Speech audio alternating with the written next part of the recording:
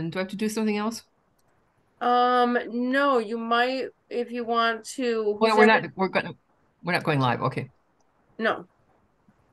But if you want to Okay. spotlight anybody or anything, you can do that too. Okay. Okay, we'll do. Okay, so let's get started. We just finished the fall retreat. The fall retreat was lovely. We had three excellent classes. And it was a lot of fun. It was probably the most fun I've had at all of the retreats, and they're always fun. So hope you can join us for the spring retreat.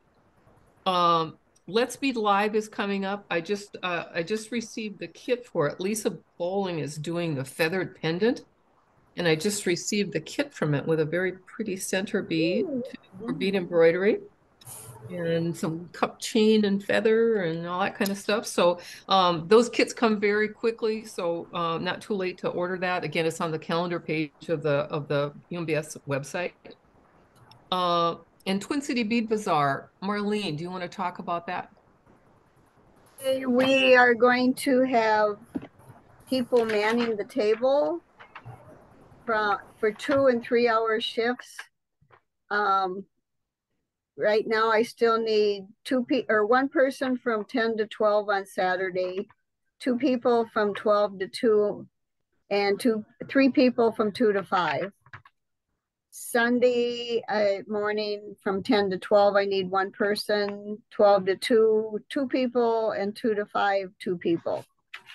And we were also going to have a make and take table.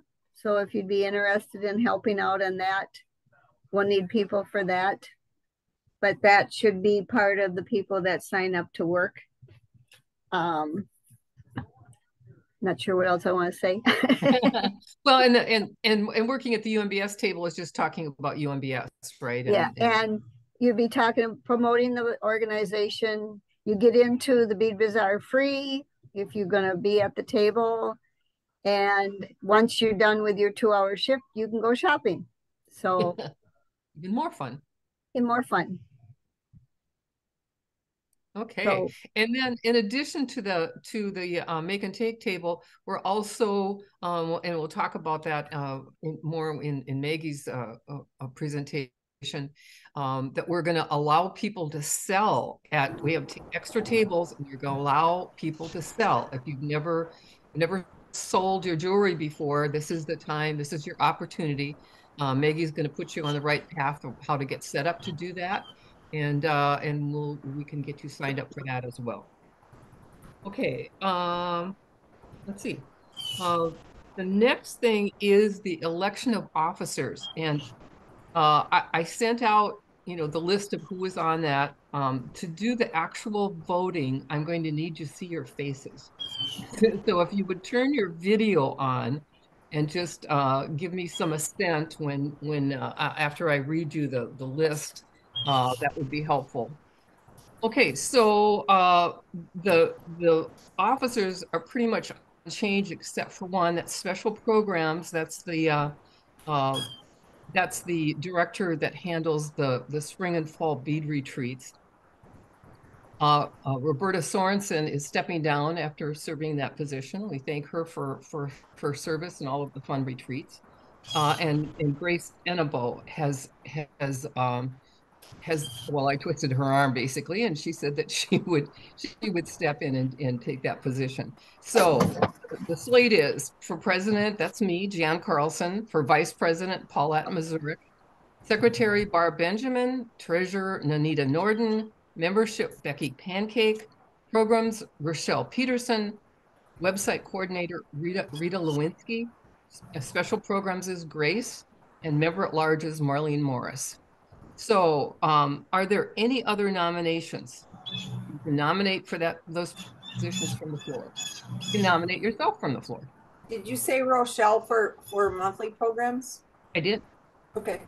Sorry, I missed it. Hopefully I didn't skip Rochelle. If I did, my apologies. Uh, so any other nominations? No. Okay. So would you vote your assent for this board by just, giving me a little hand wave here? I can see hand waves and I can see, oh yeah, I like it. Okay. Very good. All right. So that is our new officers, and congratulations on that group, especially welcoming Grace to the board. We have one other item that we wanted to do, and that was Doris wanted to make a request. Yes, some of you know, if you have any empty bead tubes, especially the round ones that are about 5 or 6 inches tall, I can use them instead of having you throw them away or recycle them. I'll fill them with beads and sell them back to you. if the last estate I bought had all kinds of loose beads, so I'm looking for tubes to put them in. And so if you have any, you can bring them to my booth at the Bead Bazaar. That would be great. Or whenever we have a get-together meeting again, or somebody that you know sees me, hand them off and send them my way. Thanks much. All right. Thank you, Doris. All right. So let's move on to Maggie. Okie dokie. So tonight I'm going to be talking about starting your own small art business. And before we get started, I've got a PowerPoint presentation that I'll flip to in a minute. But before we get started, I just wanted to be clear that this is my experience, and it is by no means a comprehensive description of how you can start your own business. And there are lots of different ways to do it, I expect, but this is what I know. So let's go ahead and can everybody see that? Yeah. Yes. Okay. So you're going to start your own small art business. Good for you. And I've got a few pointers to get you started. So if you're like the rest of us, you'll have to be your own business manager, marketing manager, booking agent, and bookkeeper, as well as the artist that you are. So don't be afraid to jump in. Just take it one step at a time, and you'll gradually become an established artist with a presence in the art world. So I think that the absolute most important requirement is that you create your own identity. Who are you artistically? Obviously, for me, it's kumihimo. And for other people, it's bead weaving. Maybe it's bead embroidery. Maybe it's bead embroidery with a theme. You know, it could be kumihimo with wire, you know, as opposed to what I do. But what you have to do is decide who you are. And then you should be coming up with a logo that I believe is the best way to sell yourself and your creation. So be sure you spend some quality time doing this. It will make a huge difference in your marketplace presence because it will help customers remember who you are. They'll see that logo and they'll know exactly who you are and what you offer. Okay, so I personally went through 2 different looks before I came up with this current logo, which is obviously a take on the kumihimo disc. I had some kind of florally beady thing at first, which said nothing about me. And then the second one was some brightly colored stripes, which also said nothing about me. So when I finally came up with this, I think this was, I was very happy when I came up with this. And unfortunately, I wasn't a techie enough to make this on the computer.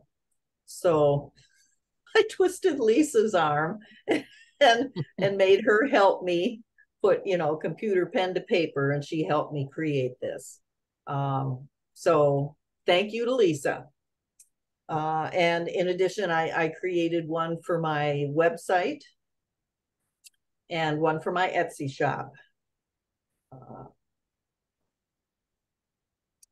And in addition, Lisa also helped me create these 4 little signs that denote the difficulty of my patterns, you know, my kits. So obviously beginner, advanced beginner, intermediate, and experienced. And she helped me refine these and, you know, get them put together. And so one of these is on every single one of my kits, and it really helps my students make decisions on what they're going to buy and what they're going to try. So let's go to the next one. You'll also need some business cards, obviously with your chosen logo on them.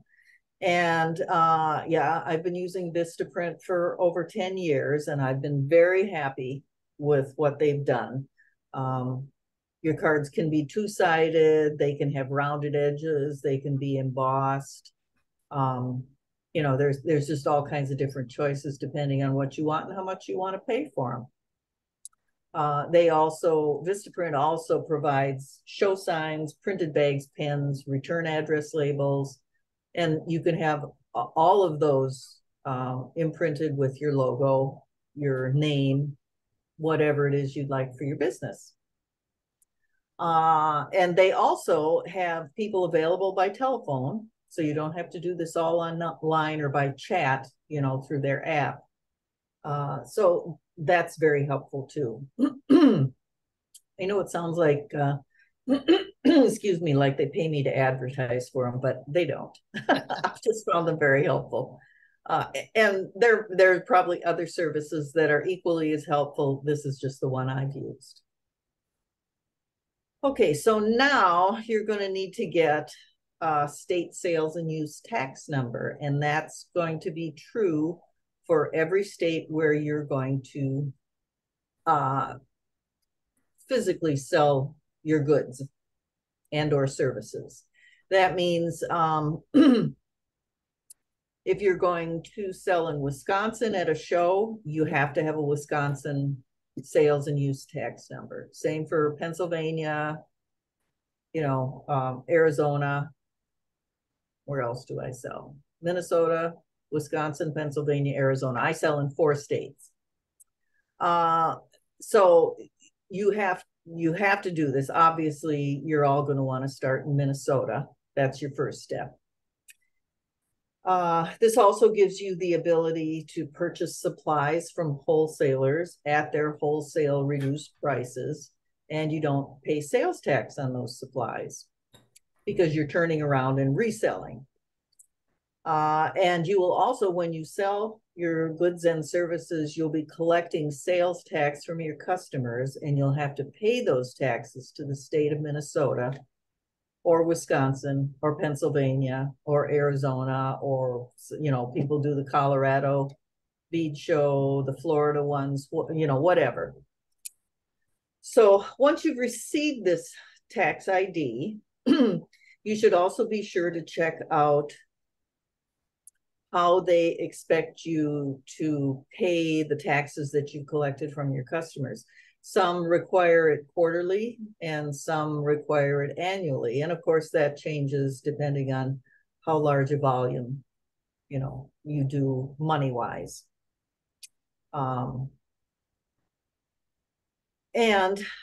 Additionally, each state will require you to renew that tax ID at varying intervals. Seems to me Arizona is like, what, every 2 or 3 years? Doris, do you know that? Something, anyway. It seems to be more frequently than other states.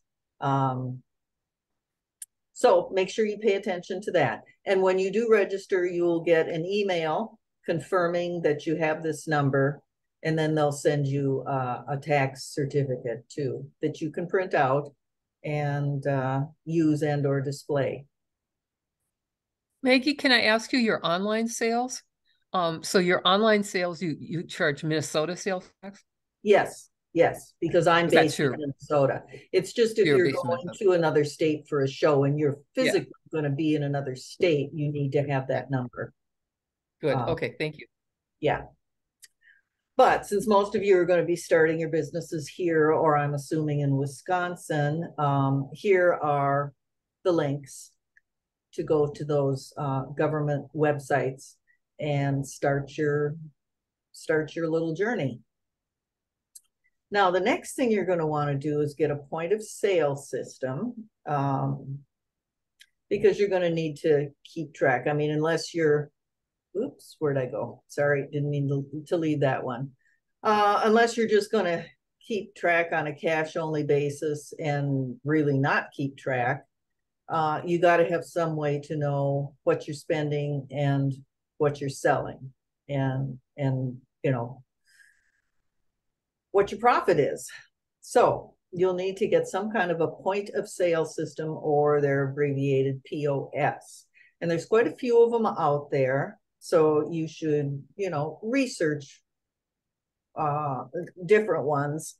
And many of them have websites also attached to those. And I personally have Square, and I've used that Square for probably 10 years. You know, it's the little white thingy that first of all attached to your phone, and then I graduated to, they also have another Square that's about this big. I think Barb Benjamin has one. And then you can also get a little portable terminal to use. And that's what Lisa and I use now. So you have to decide which one of them best suits your needs. Since we have been using Square for, you know, at least I have for about 10 years, I decided to go with Square for my website too, because Square has been keeping track of all my finances for many years. So that seemed to be the logical choice for me. And again, there are a lot of other places that offer websites, lots and lots of them. Okay, so if you're going to sell online, then you're going to need a website platform, which I just talked about. There are numerous ones out there. Mine is through Square, obviously, because of my point of sale. It made for a nice seamless integration.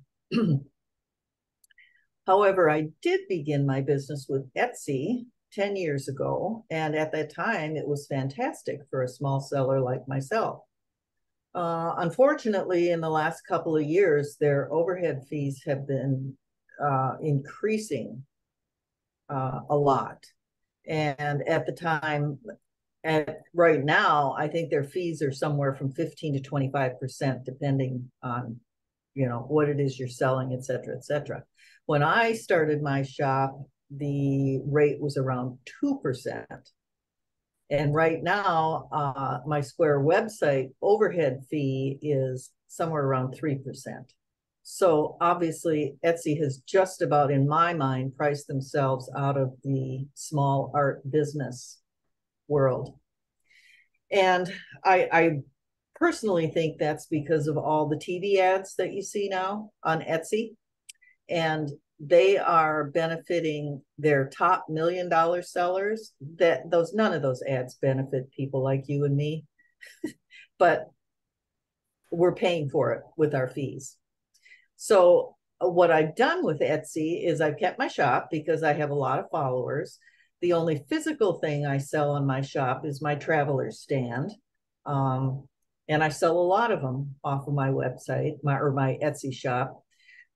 But I left all my downloadable PDF patterns on Etsy because they're, you know, pretty low priced. And so you don't pay a lot of overhead fees. And all the other physical items, I migrated over to my Square website where I only pay about 3%. So that's something you've got to look at.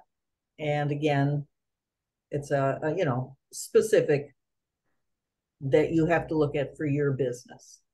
Now, Facebook, and I'm assuming Instagram too, is a huge free marketplace. There's no overhead costs involved. So this makes it obviously the most inexpensive option. You can take your time deciding, you know, and while you're selling on Facebook, you can be making money and getting your name out there while you decide on, you know, your point of sale and or your website. the biggest drawback I see to selling on Facebook is you can't sell in person at shows and or events. Unless somebody else knows how to do that, I don't think that you can. It's pretty much all online. And mostly it'll go through PayPal. You know, you'll put, you know, post your kit, your item, whatever it is you're going to sell on Facebook, and then somebody will message you back and say, yeah, I want that. And then here's my email address, and you send them the PayPal invoice, they pay it, and then you ship it out to them. But obviously that doesn't work in person. So and I'm touching on that. There's also Facebook groups that allow you to sell your goods, you know, whatever that happens to be. And there's lots of groups out there. You have to research them and make sure you pay attention to their particular rules, because a lot of them, if you don't follow those rules exactly, they'll boot you out and you won't be able to sell there. And you'll also have to decide how to accept payments. Obviously, like I said, PayPal is a great way, and I see 99% of people using PayPal on Facebook. So this has been my short little presentation. I'm sure there's a lot of other options available. These are just a few that I'm familiar with. And if you have any other questions, we'll take some questions and comments, and if people have had other experiences, we can talk about that in just a minute. But if you've got a specific question about what I've presented here, you can email me at maggie.t.designs@gmail.com. So there you have it. Happy creating, my new friends, my new business friends.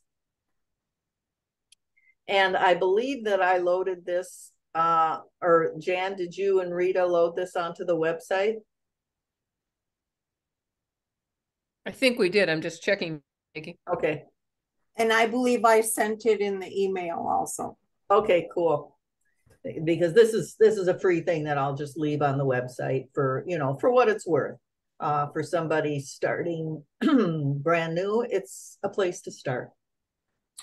And we are encouraging our members to sell at the UMBS table at the next Twin City Bead Bazaar, because you will get a reduced table price. We will sponsor part of the fee for that. And that's a great way to start. So, does anybody have any questions, comments, observations? I have a question. How hard was it to get set up on Etsy? Is it a lot of work? It's a bit of a struggle. It was. They have their own Etsy world, and you have to kind of learn how their Etsy world functions.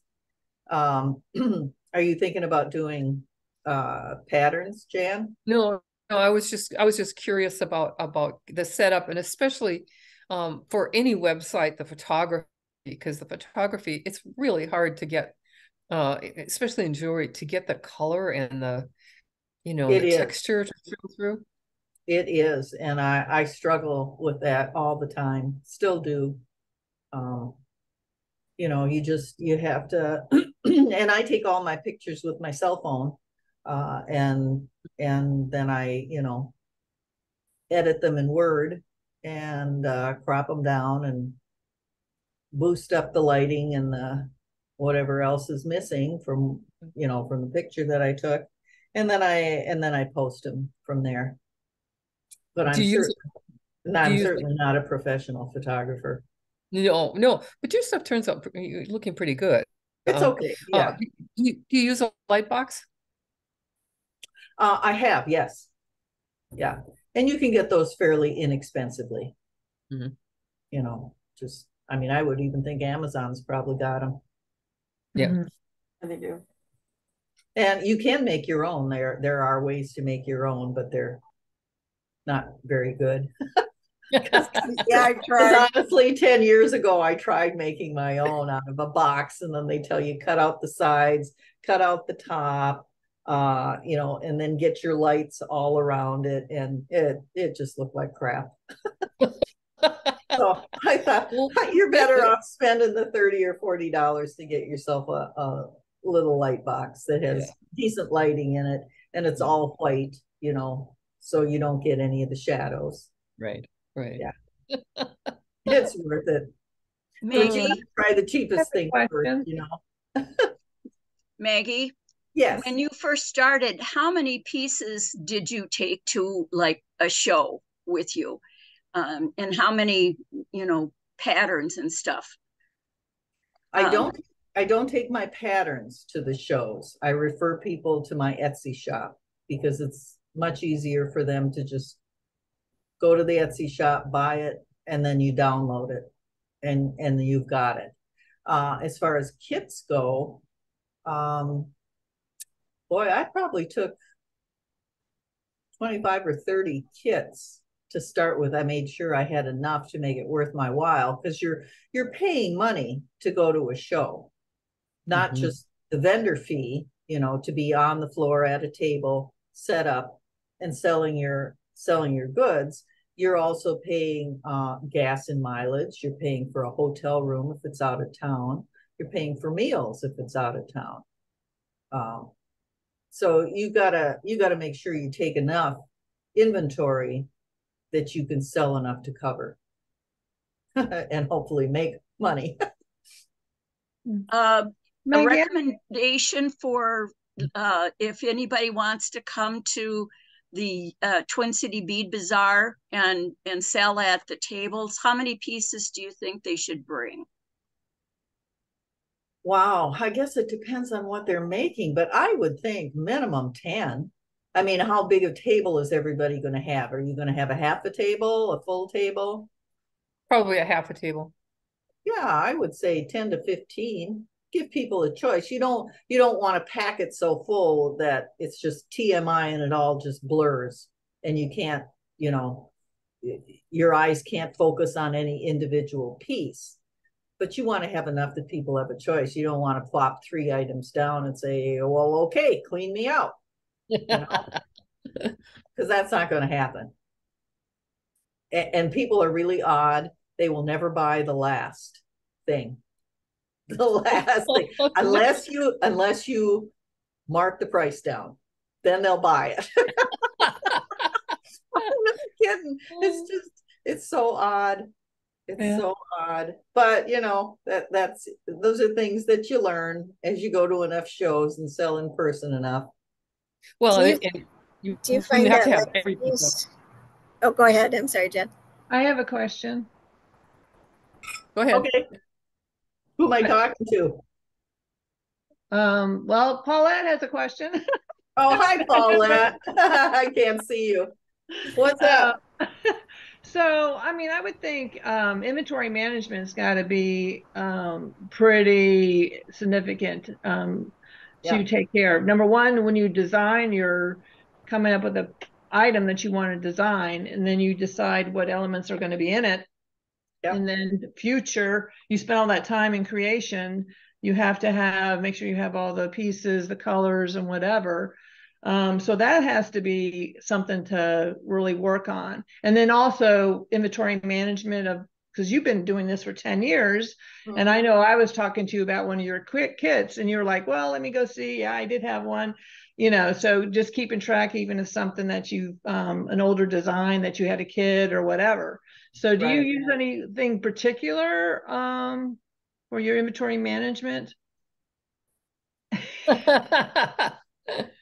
No, actually Square keeps track of it. If I wanted to go in, you know, somebody says, have you got one of these kits left? And normally I just know that, you know, because I don't have so many that it's out of control.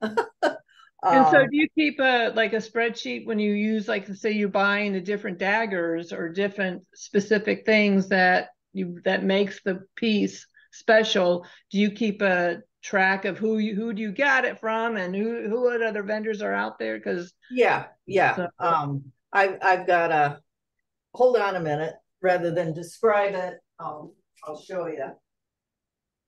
I have this little system, I think it's the Elizabeth Ward storage system, you know, and she comes with all these boxes. Mhm. Okay, so every single one of these boxes has a label in it for what I got, where I got it, what I spent for each individual bead in there. So when I'm figuring out the cost of a kit, obviously you have to add in all of the parts and pieces that you're putting in there. And I do that, and then you have to figure out what your, you know, what your overhead is and add that on. And I will tell you right now, you'll never get paid for the time you put in, ever, ever, ever. So don't even worry about that. In a small art business like this, that's just not even a consideration. And if you try and add that in, you'll price yourself right out of the market.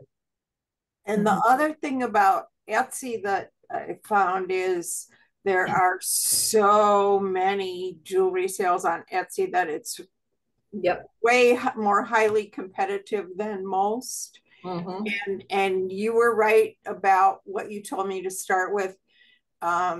Kits sell way better there than finished jewelry. Yeah, and that's another thing I discovered.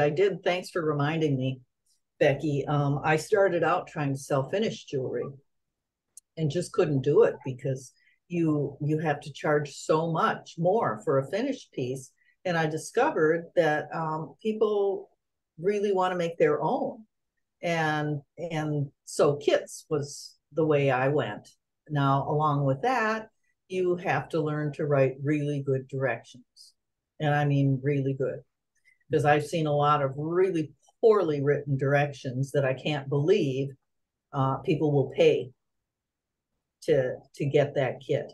They might pay once, but they might not pay the second time. They might pay once, but if you want return customers, and I know I have really well written directions, and when I first started writing them, I would ask the students, what else do you want to see? What is good about this? What is difficult to understand? And I paid attention.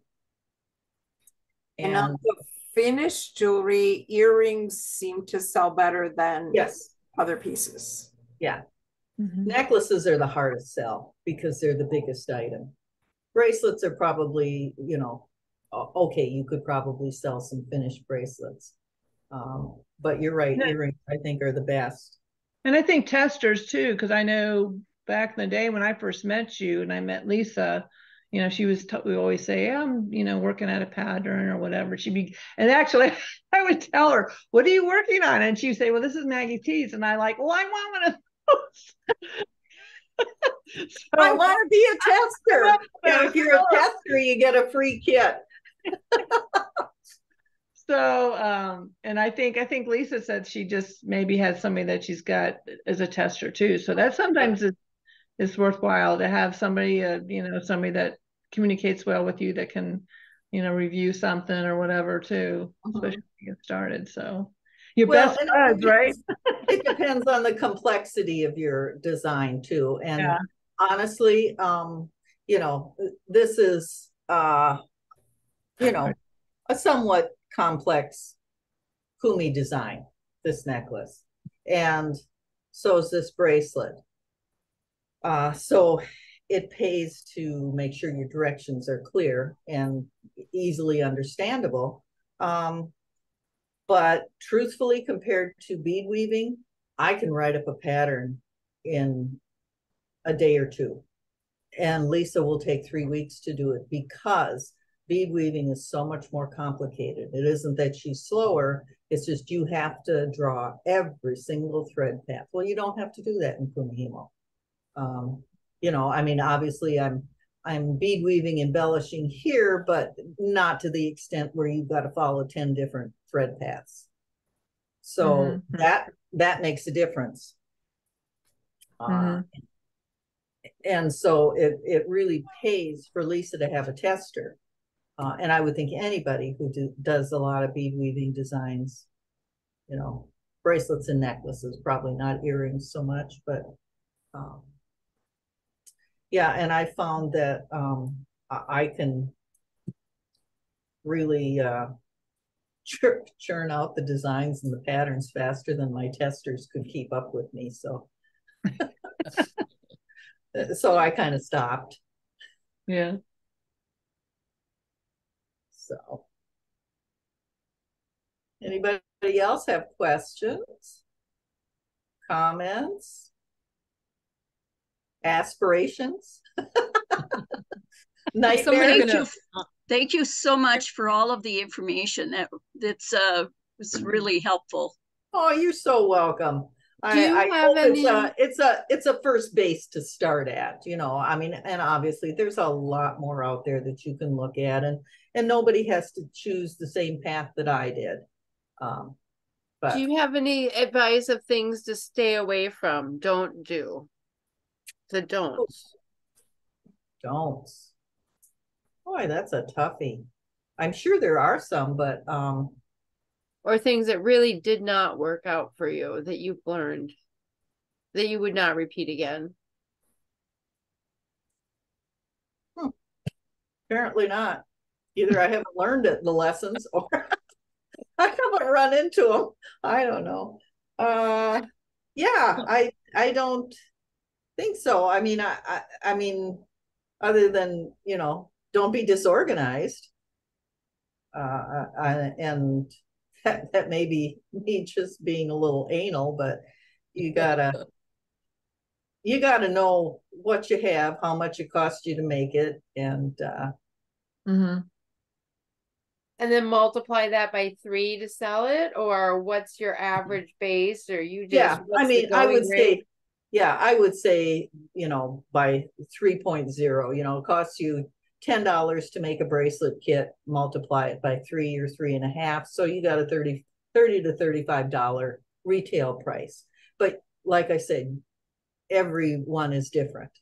You know, you have to come up with that multiplier on your own. And that depends on what your overhead is. Obviously, I don't have any brick and mortar office overhead, as you can see. My little workroom here, one of my kids' bedrooms. After they left, I moved in, and I have another one out that door that I took over. So you know, I don't have that kind of overhead, so I don't have it, and that's the kind of thing. And I think with somebody starting a small business, you're going to be in the same position I'm in. You're going to work out of your home. Hey, you're going to work off your kitchen table or your dining room table. Mostly. And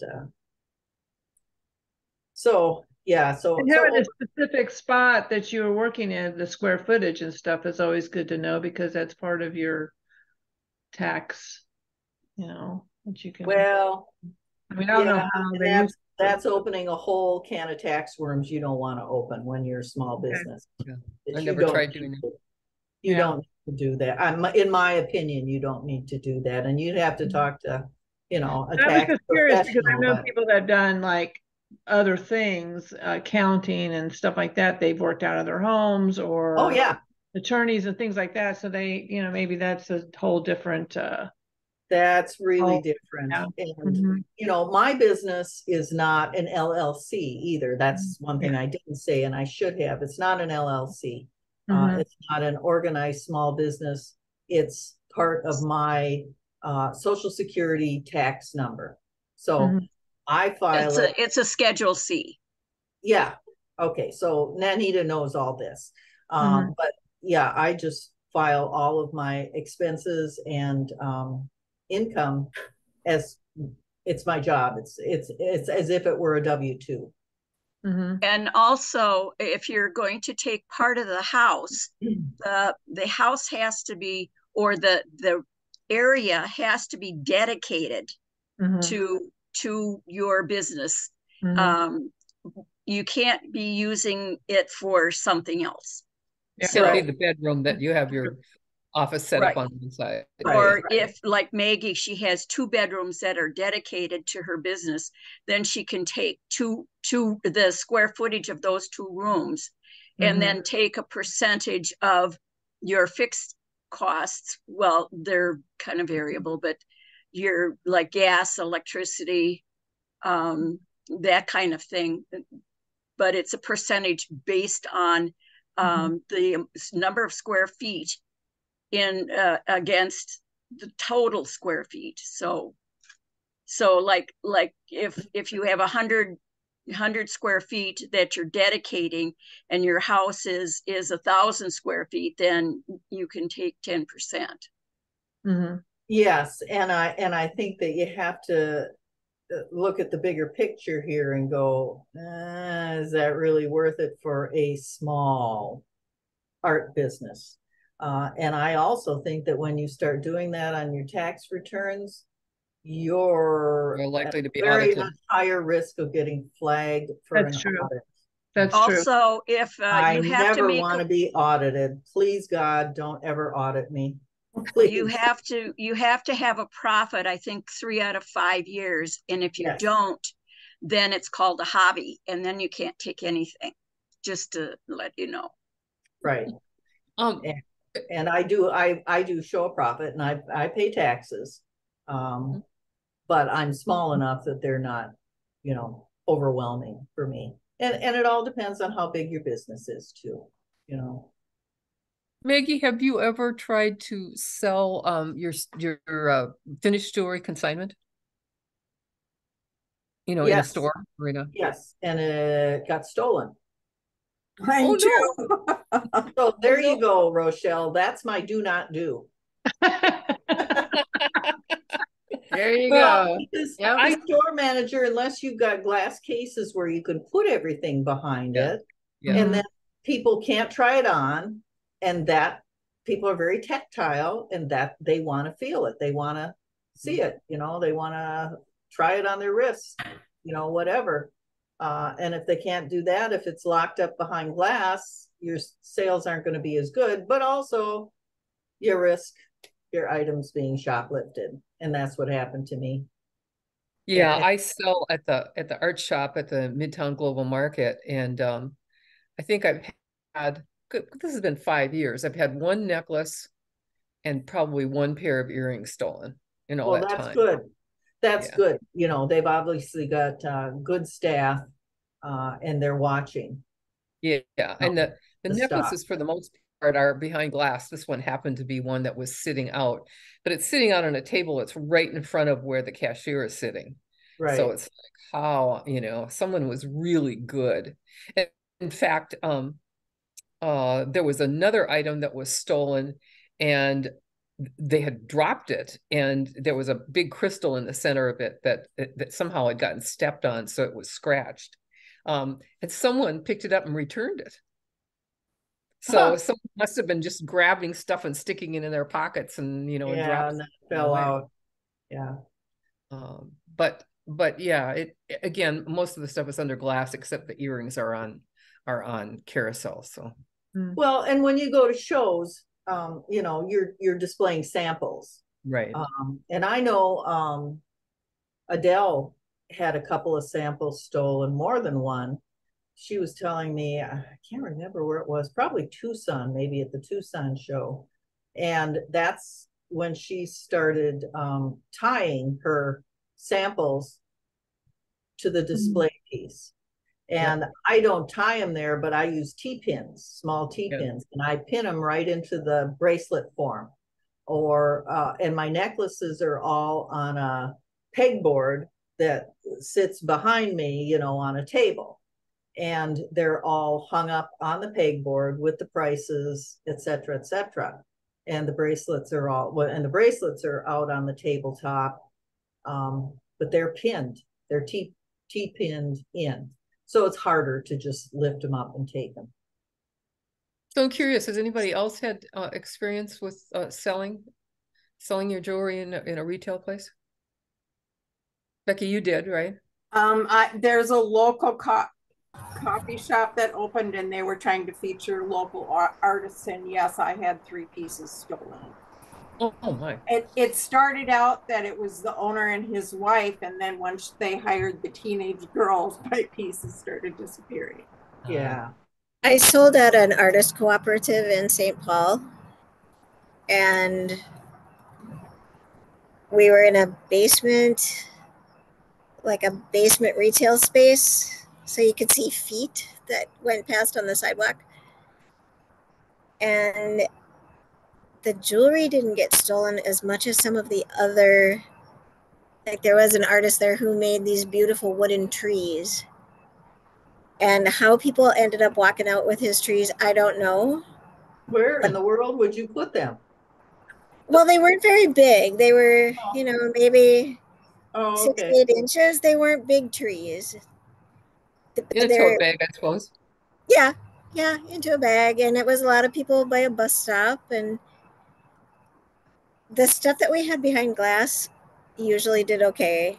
Yeah. And I don't know about the other artists. My stuff, once in a while, something would disappear, but it was also 15 years ago, Right. which is, I you know, personally have not had any of my samples stolen from any shows that I've done. And I'll tell you that Pennsylvania show, one in Lancaster, is so busy. If somebody were going to take, you know, and steal a sample, that would be the show that I would expect to lose it at. And I didn't. that's And good. I've never lost any samples. So that's really nice. I have a Nice. question. Yeah. How long does it take for the state of Minnesota to process your application to get a sales tax number? Not very long. I would think a week or less. Oh, okay. So it's that quick. Yeah. I used to have one, but I gave it up because I did craft sales and I'd pay $20 for the table and I'd sell $10 worth of stuff. And There you Marlene, go. that is That's why I another came thing in. that I won't do anymore.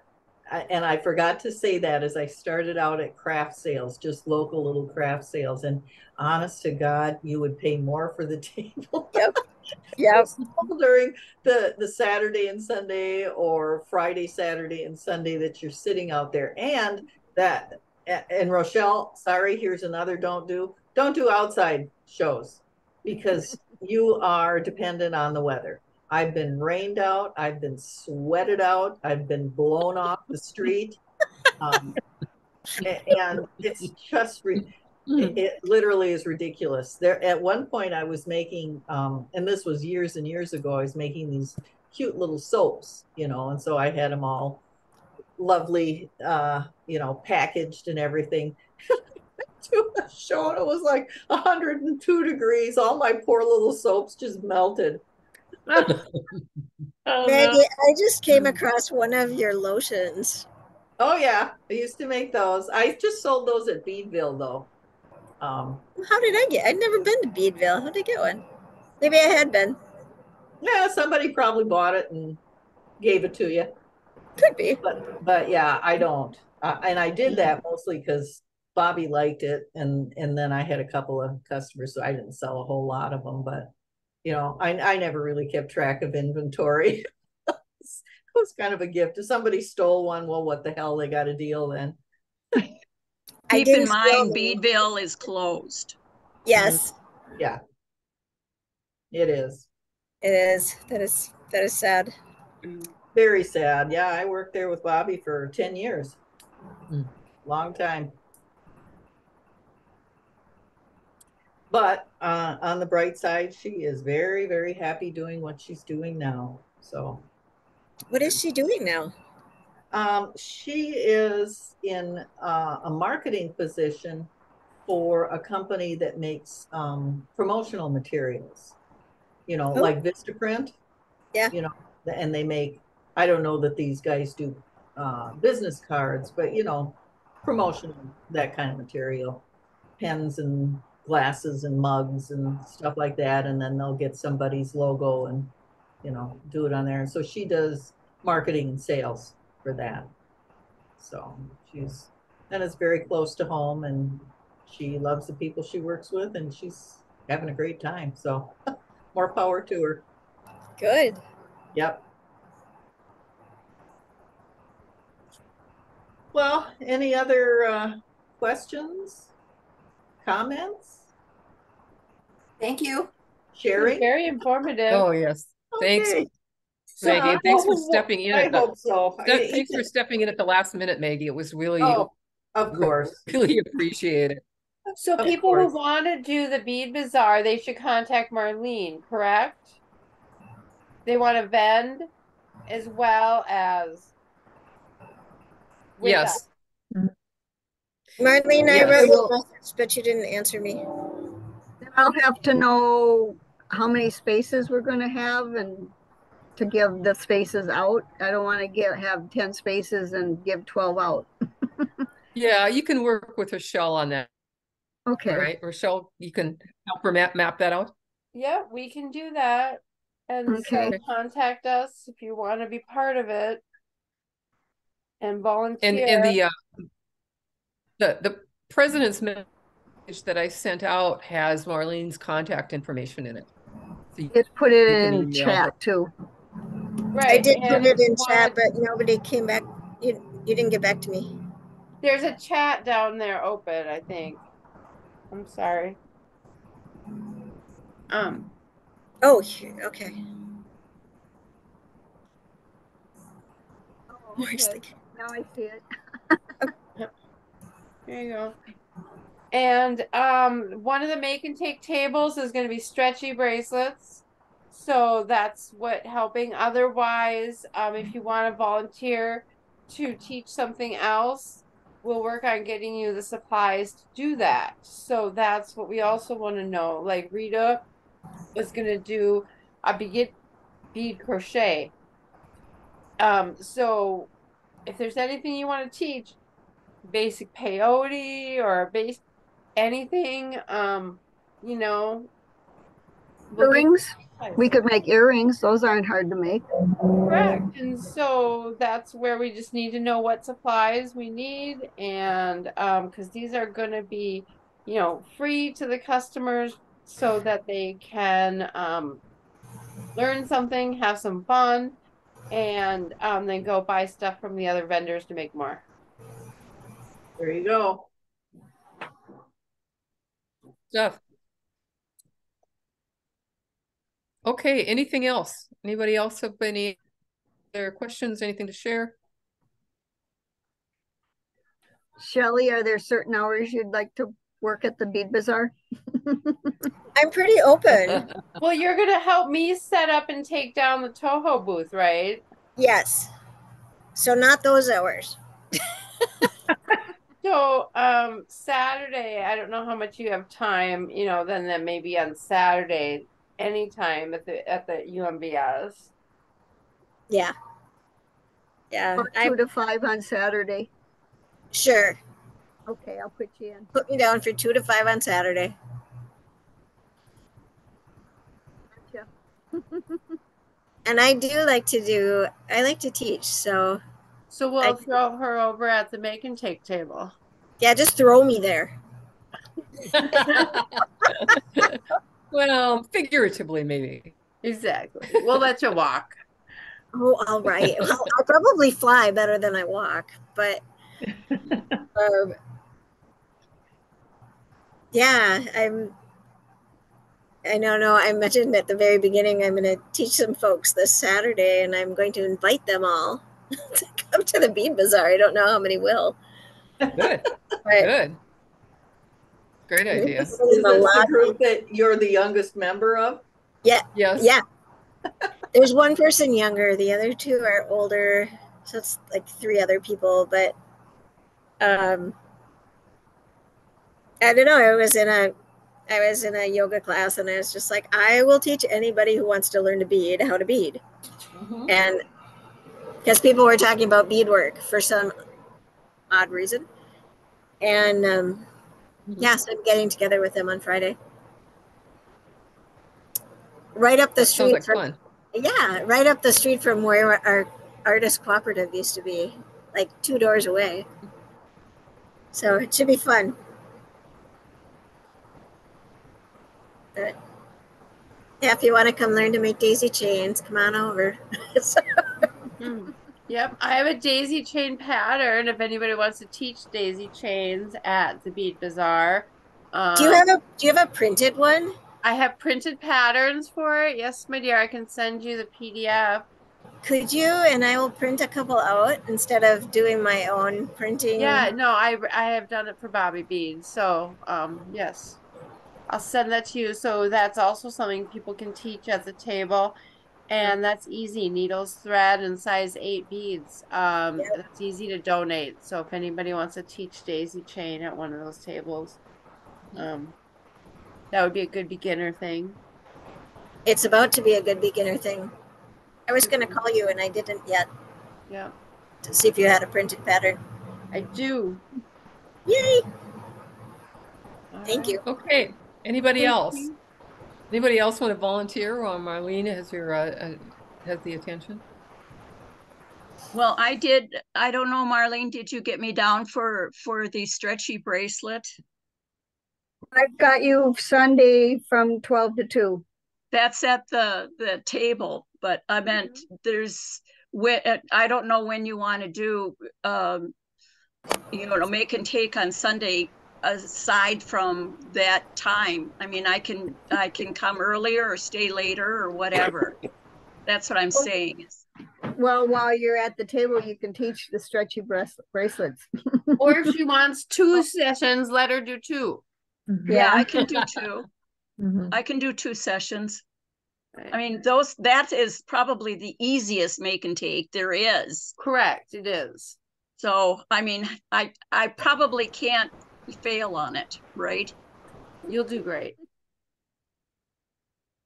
Want to start at 10 o'clock? Well, we wish you luck in Mesa, Maggie, for your show in October. We'll miss you at the Bead Bazaar.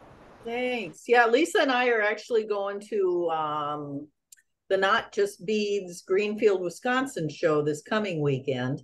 First time ever, have no idea what to expect. But the promoters got a hold of me and said people were asking if we would come. And I said, well, I guess if you're in demand, you'd best go once and see. Yeah. Yeah. So what is it besides beads? And then the Bead Fest in Mesa is the week or 2 after that, anyway, end of October. So that will be another first time show, and we'll see how that works out. So thank you. Yeah. What's the Beyond Beads? Not Just Beads is the name of the Not store. Just Beads. Yeah, as in KNOT, not. Oh, not. duh. Okay.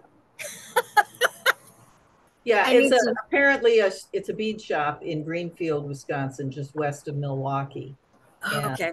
And so that's the name of their shop. Yeah, they used to be at Bead and Button show. They had 3 big booths. I never got to go to Bead and Button shows. Cool. All right, fellas, it's Yep. Thank you. It's Don't that forget time. to hit stop recording, Jan. Hitting it right now.